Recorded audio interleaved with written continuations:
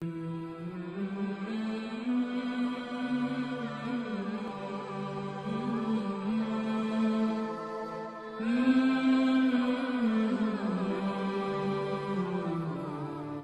ناظرین السلام علیکم ورحمۃ اللہ وبرکاتہ۔ آج کا بیان حضرت مفتی سلمان اظہری کا بیان رہے گا شب معراج کے حوالے سے، تو پورا بیان ضرور سنیں اور اس پر عمل بھی کریں۔ تو چلیے بیان شروع کرتے ہیں، اور ویڈیو اگر اچھی لگی ہو تو ضرور ویڈیو کو لائک کرتے ہوئے جائے۔ تو چلیے بیان شروع کرتے ہیں۔ اور یہی بات بتاتے جائیں گے اپنے بچوں کو کہ نبی پاک صلی اللہ تعالیٰ علیہ وسلم کی معراج یہ صرف اور صرف ایک واقعہ نہیں ہے، ایک کسوٹی ہے پہچاننے کی، ایک کسوٹی ہے پہچاننے کی۔ مانتے ہو کہ نہیں مانتے ہو یہ دیکھا جائے گا، کیونکہ میرے آقا صلی اللہ تعالیٰ علیہ وسلم کو اللہ نے بہت ساری خصوصیات عطا کی، سب حضور نے قوم میں نہیں بتائی۔ حضور کو بہت کچھ عطا کیا گیا ہے، سب امت کے سامنے میرے آقا نے نہیں بتائی، لیکن معراج کا سفر حضور کر کے آئے، بتانا کیا ضروری تھا؟ حضور کو اللہ نے نوازا ہے، نبی پاک صلی اللہ تعالیٰ علیہ وسلم کو قرب میں بلایا ہے، ساری نعمتیں اللہ نے اپنے حبیب کو عطا کی، لیکن آ کر کے میرے آقا نے امت کے سامنے رکھا کیوں، بتایا کیوں؟ اسی لیے کہ اب دیکھا جائے گا مومن کون ہے، منافق کون ہے، یہ بتانا حضور پاک صلی اللہ تعالیٰ علیہ وسلم کی سنت ہے۔ اور جو آج بھونکتے ہیں ان مولویوں کو میں کہتا ہوں، حضور نے معراج کا واقعہ خود بیان کیا، آج تک سنیوں کی مجلس سے جو عالم بیان کرتا ہے وہ میرے مصطفیٰ کی سنت پر عمل کرتا ہے۔ معراج کا واقعہ بیان کرنا خود میرے آقا صلی اللہ علیہ وسلم کی سنت مبارکہ ہے، ہم اس عظیم سنت کو زندہ کرنے آئے ہیں۔ میرے عزیزوں، معراج کا سفر جو ہے وہ حقیقت میں ایک معجزہ ہے، وہ ایک معجزہ ہے۔ معجزہ کسے کہتے ہیں؟ یہاں پر بہت ساری مجھے آج بحث کرنی ہے علمی اعتبار سے، دلائل کی روشنی میں، لیکن اس سے پہلے مختصر انداز میں واقعہ معراج کو عرض کیے دیتا ہوں۔ معراج کا سفر پہلے سن لیتے ہیں اور اس پر آنے والے اعتراضات، چاہے وہ جدید ٹیکنالوجی کے دور میں سائنس کے اعتبار سے کوئی یا کسی بھی اپنی من گھڑت تعویلات کی بنیاد پر اعتراض کرتا ہے تو ہم اس کا شافی و کافی جواب رکھتے ہیں الحمدللہ۔ نبی پاک صلی اللہ تعالیٰ علیہ وسلم کے اعلان نبوت کے بعد مسلسل کفار و مشرکین کی طرف سے تکلیفیں بڑھتی جاتی تھیں، ہر دن ایک نیا فتنہ، ہر دن صحابہ کی آزمائش۔ نبی رحمت صلی اللہ تعالیٰ علیہ وسلم کو کس طرح کی اذیتیں دی گئی، بائیکاٹ کیا گیا، سوشل بائیکاٹ کیا گیا، نبی پاک صلی اللہ علیہ وسلم کے غلاموں کو مارا گیا، قتل کیا گیا، شہید کیا گیا، سب دیکھا۔ نبی پاک صلی اللہ تعالیٰ علیہ وسلم نے اعلان نبوت کے 10ویں سال کے بعد غمگین تھے، آپ کا قلب اطہر غمگین تھا۔ اللہ رب العزت نے یہی 26ویں رجب کا دن گزار کر کے جو 27ویں شب آئی، جبرائیل امین کو بھیجا کہ جاؤ میرا محبوب کبیدہ خاطر ہے، میرا محبوب غمگین ہے، میں محبوب کو دنیا کی نہیں اپنے قرب کی لذتیں دینا چاہتا ہوں۔ ہم اور آپ پریشان ہوتے ہیں تو ہمارے دل کو بہلانے کے لیے کئی جگہ ہیں، کوئی پہاڑ کے اوپر جائے، کوئی سمندر کے کنارے جائے، کوئی باغیچے میں چلا جائے، یہ ہمارے اور تمہارے دل بہلانے کی جگہ ہو سکتی ہیں، لیکن اللہ کا محبوب جب غمگین ہو تو اس رسول کو دل بہلانے کے لیے اللہ نے دنیا کے کوئی مقامات نہیں رکھے، فرمایا سیدھے محبوب کو بلاؤ اور جنت کی سیر کراؤ اور عرش و کرسی لوح و قلم دکھاؤ، اور پھر لامکان کی سیر کے بعد رب ذوالجلال کے قرب کی لذتیں دی جائے۔ میرے آقا صلی اللہ تعالیٰ علیہ وسلم کو کس طرح بلایا گیا؟ ہم اور آپ اگر دوست ہیں، بلانے کے کئی طریقے ہیں، میں خط بھیج کر کے بلا سکتا ہوں آپ کو، ٹیلی فون کر کے بلا سکتا ہوں، میسج دے کر کے بلا سکتا ہوں، یہ ایک بلانے کا ایک طریقہ یہ ہے۔ یا تو پھر آپ کو بلانے کے لیے بہت اعلیٰ محبت کا تقاضا یہ ہوتا ہے کہ اعلیٰ محبت کا تقاضا اپنی طرف سے کسی ایک کو قاصد بنا کر بھیجوں، اپنا معتمد کوئی ہو اسے قاصد بنا کر بھیجوں اور کہوں کہ آ جائیے آپ تشریف لائی، یہ عزت کا اعلیٰ درجہ ہوتا ہے۔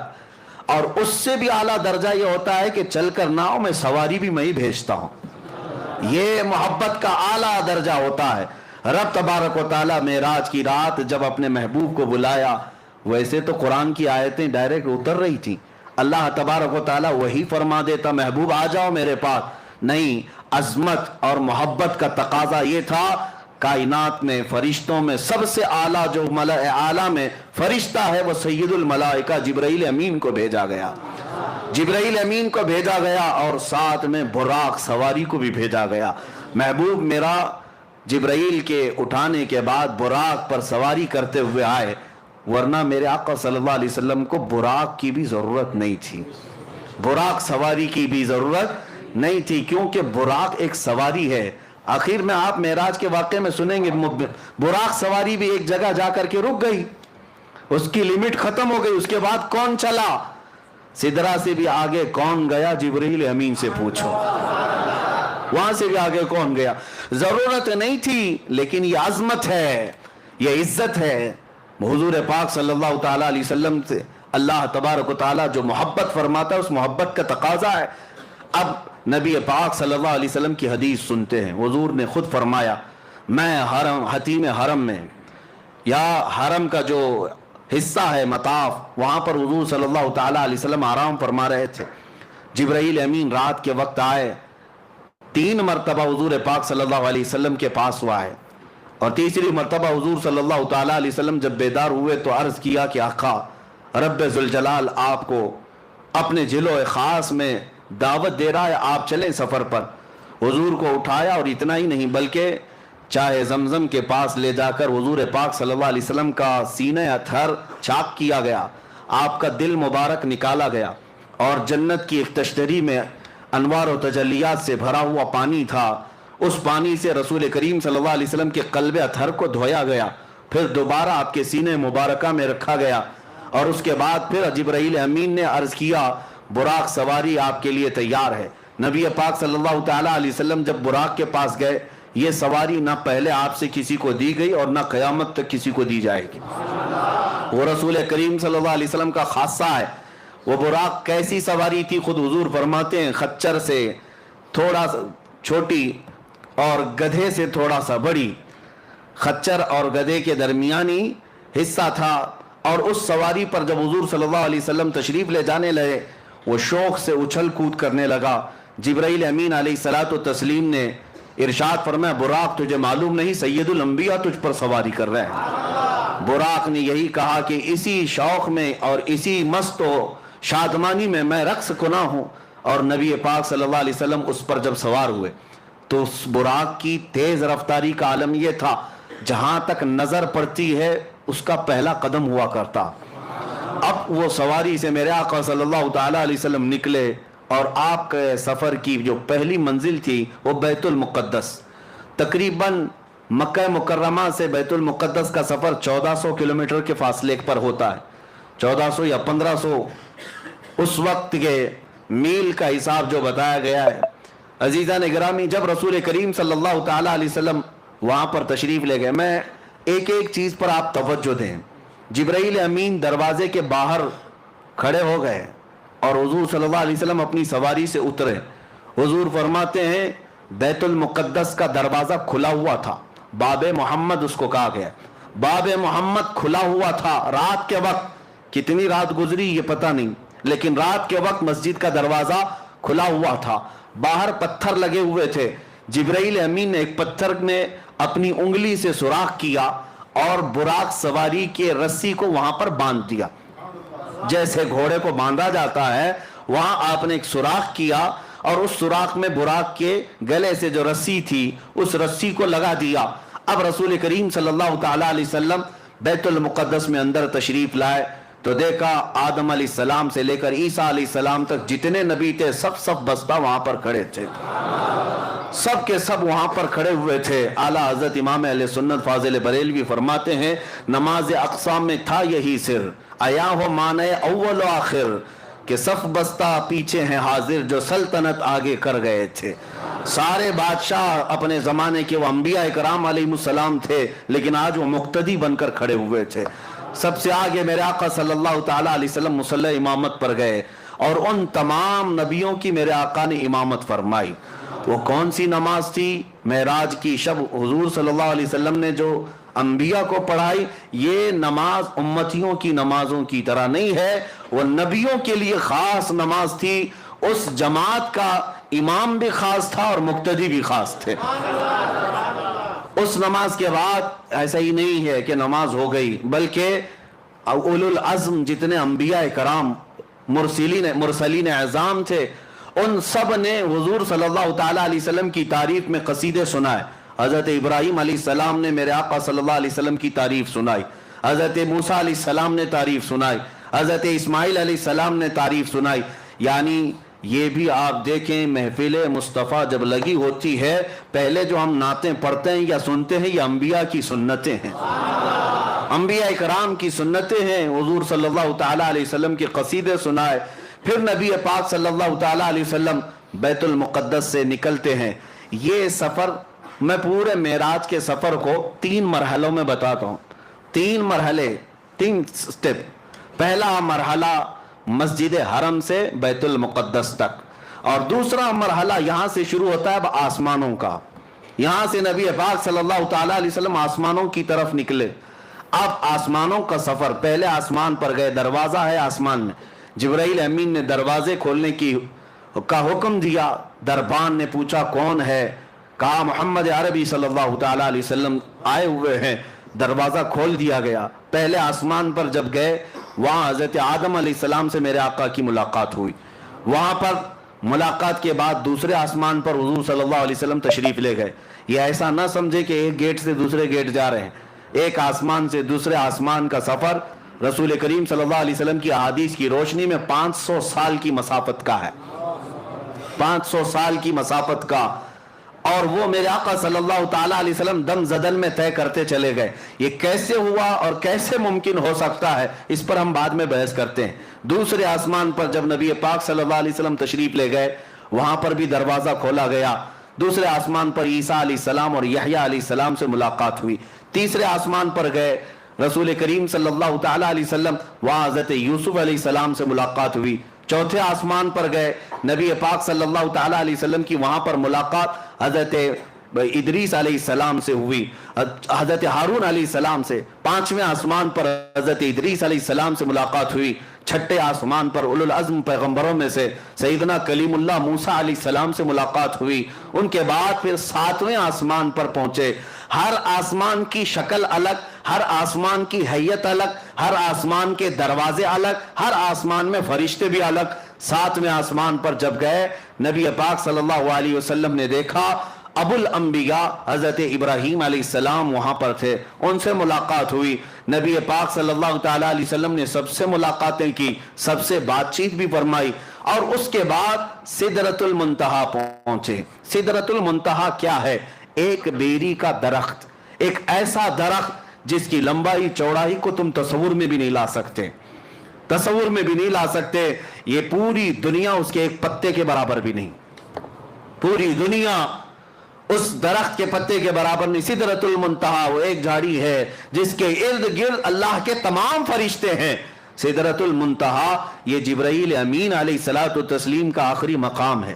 وہاں پہنچنے کے بعد اب جتنے فرشتے اللہ تعالیٰ کے ہیں سب ہجوم در ہجوم آنے لگے، اور یہ حدیث پاک میں ہے، سارے فرشتے آ کر اللہ رب العزت کی بارگاہ میں عرض کرنے لگے، اے مولا، آج تیرا محبوب تیرے قرب کے اور تیرے وصال کی لذتیں پانے کے لیے سفر معراج پر آیا ہے، اس سے بہتر موقع ہمیں نہیں ملے گا، ایک بار تیرے حبیب کے دیدار کا موقع عطا کیا جائے۔ اللہ رب العزت کی طرف سے ملائے اعلیٰ تمام فرشتوں کو اجازت دی گئی۔ حضور صلی اللہ تعالیٰ علیہ وسلم ارشاد فرماتے ہیں، میں سدرۃ المنتہا کے پاس تھا، فرشتے ہجوم در ہجوم آتے اور زیارت کرتے، درود پڑھتے اور نکلتے چلے جاتے۔ وہ کیسا سما تھا، وہ کیسا نور کا وہ ماحول تھا کہ اس لمحے، یہ کتنے لمحے گزرا، کتنا زمانہ گزرا، ہم میں سے کوئی ادراک نہیں کر سکتا، تصور نہیں کر سکتا۔ سدرۃ المنتہا کے سفر کے بعد یہ دوسرا مرحلہ ختم ہوا، یہ سیکنڈ سٹیپ، 3 سٹیپ میں بتا رہا ہوں۔ تیسرا مرحلہ اب سدرۃ المنتہا کے بعد براق کو بھی چھوڑ دیا گیا، جبرائیل امین بھی وہاں رک گئے، اور حضور صلی اللہ علیہ وسلم نے ان سے کہا کہ چلو جبرائیل آگے، تو جبرائیل کہنے لگے، لو دنوت انملتن، اگر میں ایک رائی کے دانے کے برابر بھی آگے بڑھ جاؤں تو اللہ کی تجلی سے میرے پر جل جائیں گے، اس سے زیادہ کی لمٹ نہیں ہے، اس سے آگے نہیں جا سکتا۔ آپ تشریف لے جائیں، آپ کا رب آپ کا حامی و ناصر ہے۔ نبی پاک صلی اللہ علیہ وسلم اس کے آگے کا جو سفر فرماتے ہیں، پھر بھی ابھی ایک سواری لائی گئی جس کو رف رف کہا گیا۔ رف رف یہ براق سے بھی کئی ہزار درجے تیز رفتار، براق سے کئی ہزار درجے تیز رفتار۔ اس میں جب نبی پاک صلی اللہ تعالی علیہ وسلم سوار ہوئے تو جہاں تک جبرائیل کی نظریں جاتی تھی وہاں تک رف رف گیا۔ پھر حضور صلی اللہ تعالی علیہ وسلم کو رف رف سے بھی اترنے کا حکم ہوا۔ رف رف سے جب آپ صلی اللہ علیہ وسلم اتر آئے تو اس سواری کو بھی چھوڑ دیا گیا۔ اب حکم ہوا کہ اب محبوب اکیلے جائیں، اس سے آگے اب کسی کا سفر نہیں ہے، اب آپ اکیلے جائیں۔ اب جس جگہ میرے آقا صلی اللہ علیہ وسلم گئے اس کو کہتے ہیں لا مکان۔ اس کو کیا کہتے ہیں؟ لا مکان۔ لا مکان کا مطلب ہوتا ہے مکان ہے ہی نہیں، جگہ ہے ہی نہیں، کیا بولو گے اس کو؟ اس کا نام کیا ہے؟ اس کا نام کیا؟ اچھا، اور دوسری بات، وہ کہاں ہے، کیسا ہے، کدھر ہے، یہ بھی نہیں پتا۔ ہم یہاں ہیں تو ہمارے جہتیں ہیں، 6 جہت مشہور ہے۔ جہت کس کو کہتے ہیں؟ ڈائریکشنز کو، ایک سامنے، ایک پیچھے، ایک دائیں، ایک بائیں، ایک اوپر، ایک نیچے، اس کو جہت کہتے ہیں۔ سامنے ہونا، پیچھے ہونا، دائیں ہونا، بائیں ہونا، اوپر ہونا، نیچے ہونا، یہ جہت ہے، یہ سمت ہے۔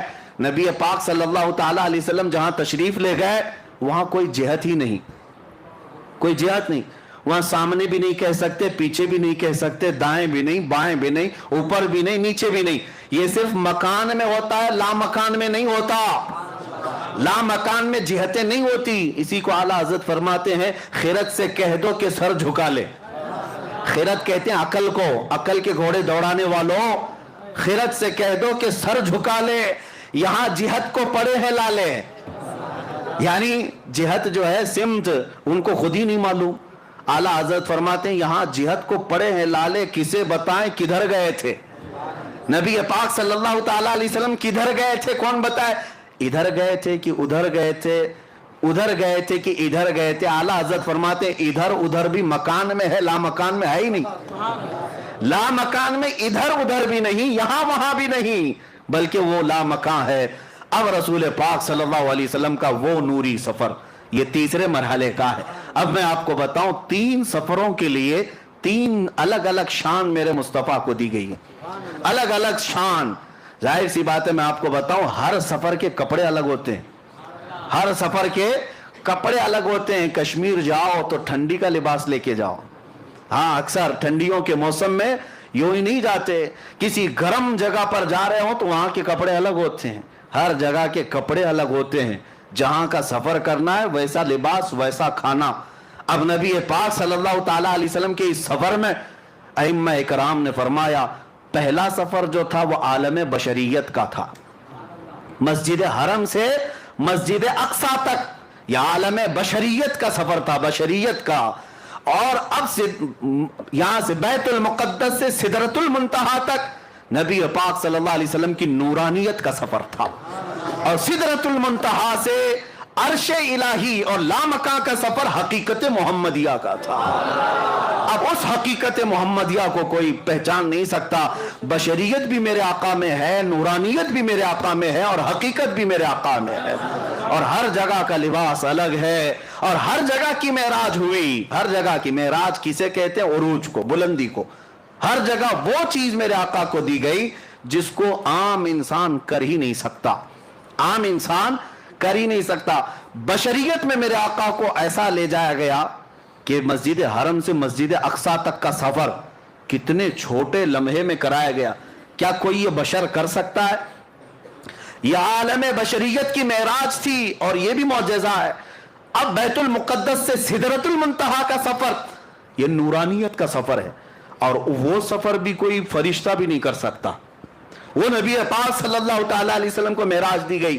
اب سدرۃ المنتہا سے رب ذوالجلال کی وصال اور قرب تک کی سب کا سفر یہ حقیقت محمدیہ کا سفر تھا۔ وہاں بھی معراج حضور کی، بشریت کی بھی معراج ہے، نورانیت کی بھی معراج ہے، اور حقیقت کی بھی معراج ہے، ہر کیفیت اور ہر مرحلے کی معراج۔ تو ناظرین ویڈیو اگر اچھی لگی تو ضرور ویڈیو کو لائک کریں اور ہمارے چینل پر اگر نئے ہیں تو ضرور سبسکرائب کریں اور اللہ سے دعا کریں کہ اللہ ہمیں نیک عمل کرنے کی توفیق عطا فرمائے، ہر بلا مصیبتوں سے، پریشانیوں سے، آفتوں سے، بیماریوں سے حفاظت فرمائے، اس شب معراج کی رات کو خوب عبادت کرنے کی توفیق عطا فرمائے۔ تو چلیے ناظرین ملتے ہیں اگلے ویڈیو میں، تب تک کے لیے السلام علیکم ورحمۃ اللہ وبرکاتہ۔ سبسکرائب کیجئے ہمارے چینل ذکر رسول کو اور بیل آئیکن کو پریس کیجئے جس سے آپ کو ہمارے نیو ویڈیو کی نوٹیفیکیشن ملتی رہے۔ ویڈیو اچھی لگے تو ہمارے ویڈیو کو لائک کریں اور ہمارے چینل کو سبسکرائب کریں۔